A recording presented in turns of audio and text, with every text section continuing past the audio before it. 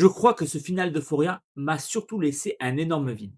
Et honnêtement, je sais même pas encore si j'ai aimé cette fin ou si elle m'a juste dégoûté. Parce que d'un côté, je comprends totalement l'histoire qui a voulu être racontée. Depuis le début, Euphoria, ça parle d'addiction, de solitude, de personnes perdues qui essaient de survivre comme elles le peuvent. Et Rue, elle représentait parfaitement ça. C'était le cœur de la série. La narration, le regard qu'on avait sur tous les personnages, donc forcément, quand elle meurt, on sent que tout s'éteint avec elle. Et le pire, c'est sa mort.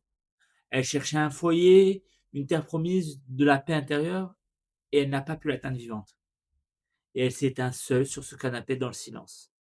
Elle survit à Laurie, au gang, à toute cette histoire avec la DEA, à la violence autour d'elle, mais elle finit par mourir seule sur un canapé après avoir pris des pilules qu'elle pensait être des antidouleurs.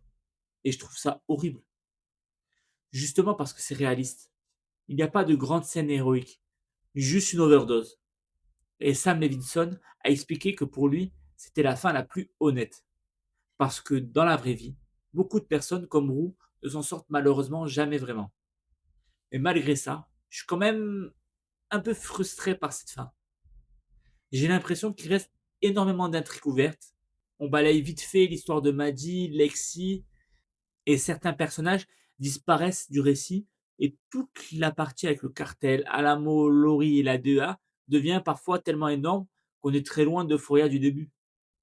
Au départ, la série, c'était surtout des traumatismes, des relations toxiques, des dépressions, de la solitude.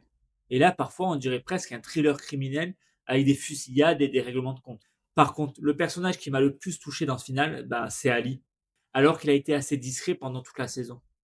Chaque scène avec lui dans cet épisode avait un poids énorme. Et la scène où il découvre Roux morte est probablement une des plus fortes du final. Il ne hurle pas, il s'effondre pas, il comprend juste immédiatement ce qu'il vient de perdre. Il appelle la mère de Roux et note son nom dans son cahier. C'est tellement violent. Et après ça, tout son arc devient hyper triste. Parce que Ali, il représentait un peu l'idée de la rédemption dans Euphoria. L'idée qu'on pouvait tomber très bas, mais essayer malgré tout de devenir quelqu'un de meilleur. Sauf que la mort de Roux détruit complètement cette croyance. Il rechute, il devient violent et il part même tuer Alamo. Et je trouve ça intéressant parce que la série ne le présente pas comme un acte héroïque. C'est juste un homme brisé qui ne croit plus que le système puisse le sauver de quoi que ce soit. Et j'ai adoré sa phrase lors de la réunion où il dit il y a juste le bien et le mal. Même la DEA échoue, même la justice échoue.